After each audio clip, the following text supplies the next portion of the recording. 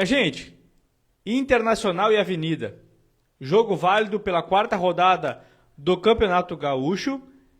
O Inter venceu por 1-0, um jogo lento, um jogo sem muitas transições.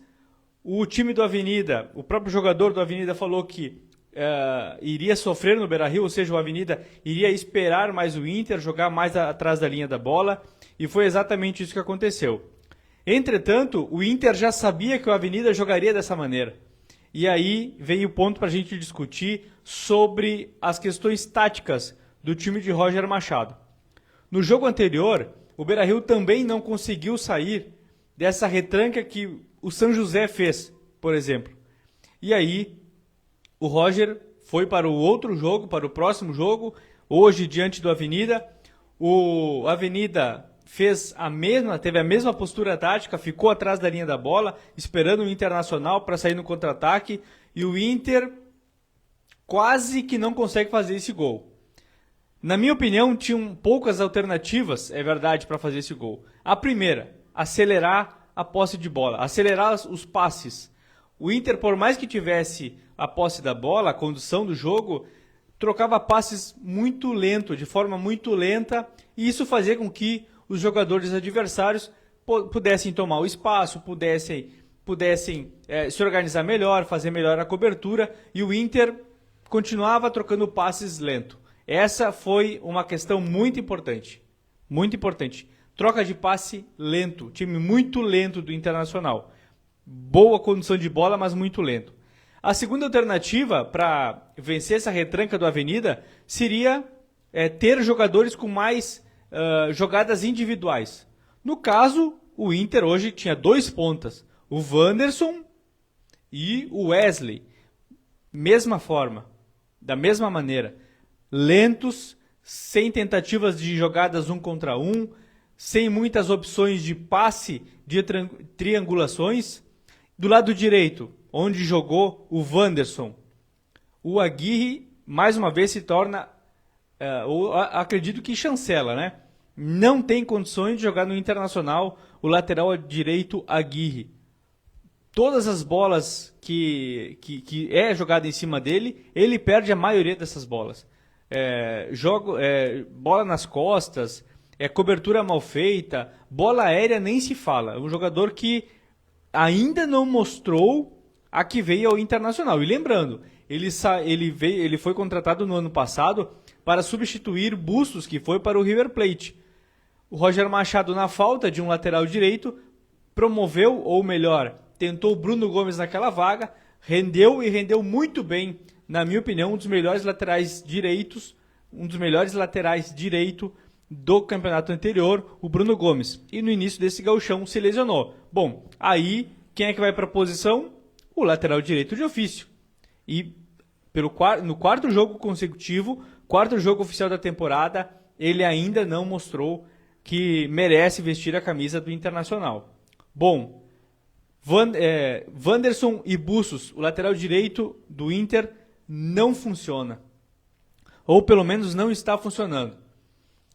Do outro lado, o Wesley, pouca tentativa de arremate, aquela bola que ele traz para dentro, corta para dentro e chuta. A gente viu muito pouco essas jogadas do próprio Wesley, que foi uma grande referência no ano passado no Internacional, era um dos grandes destaques da equipe do ano passado. Ele não conseguiu repetir essa mesma performance. O Alan Patrick, a gente sabe que ele é um jogador, por mais que ele não tenha tanta velocidade, ele é um jogador que ele pode, em uma bola, em uma triangulação, em uma jogada ensaiada, ele pode definir um jogo. Mas não foi o que aconteceu hoje à noite. Borré. Eu vi o Borré hoje, na minha opinião, um dos jogadores mais participativos na noite de hoje. Pelo menos era o jogador que mais queria fazer acontecer, queria que o time ganhasse, voltava para marcar, fazia cobranças rápidas para que o Inter ganhasse tempo e sair com a bola para o ataque. Esse é um ponto muito importante.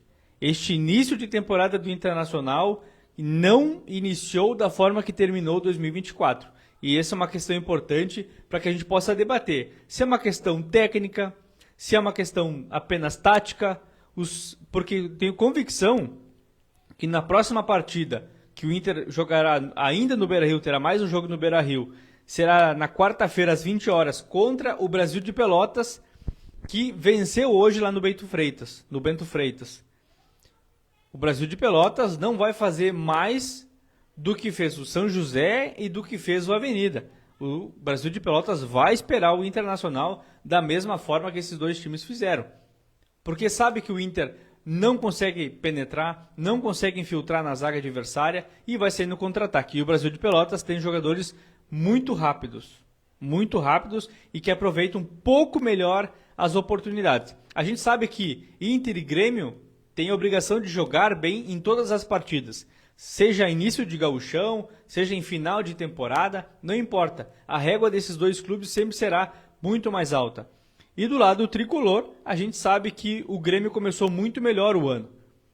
Ah, Maicon, mas jogou contra o Monson, jogou contra... Não importa, era o time que o Grêmio tinha para jogar. Da mesma maneira que o Inter tinha esses times para jogar. O Inter já fez um enfrentamento interessante contra o Juventude, time de Série A de Campeonato Brasileiro, e venceu, fez a obrigação de vencer.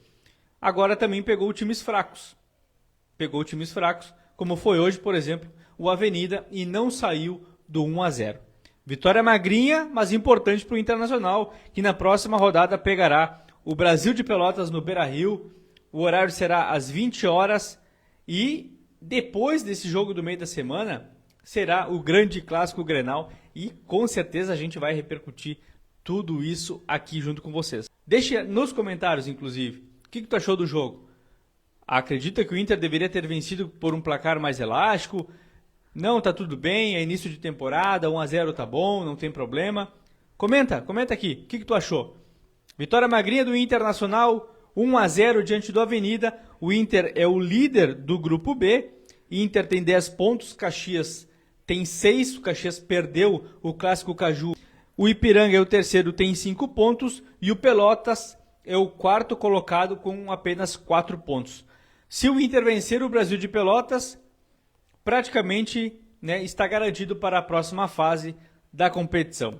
Lembrando, são 3 grupos, neste Campeonato Gaúcho, são 3 grupos, classificam-se os primeiros colocados de cada grupo e na classificação geral, o melhor segundo colocado passará para o quadrangular final, ou seja, passará para a próxima fase para ir disputar aí a grande final do Campeonato Gaúcho. Os outros disputam vagas para a Copa do Brasil e o restante num quadrangular final para saber, né, quem escapará do rebaixamento. Um Campeonato Gaúcho muito mais rápido, até por conta do calendário deste ano, que terá o Super Mundial e entre outras atividades aí do futebol. Por isso o Campeonato Gaúcho ficou um pouco mais curto e obrigou a dupla Grenal aí a colocar força máxima desde o início, porque é um detalhe e poderia estar um pouco mais longe dessa classificação, ou até mesmo, como a gente já viu em outras oportunidades, a dupla Grenal demorar